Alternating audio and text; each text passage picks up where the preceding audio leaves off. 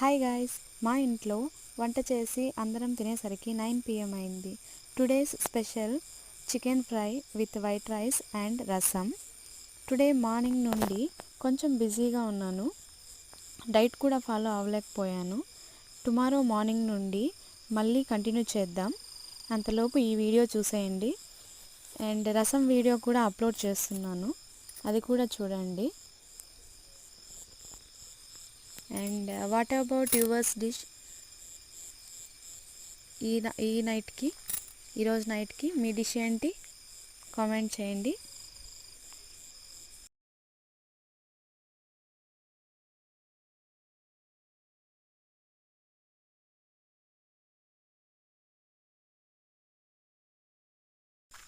చూసారు కదా, చికెన్ బాగా ఫ్రై అయిపోయింది.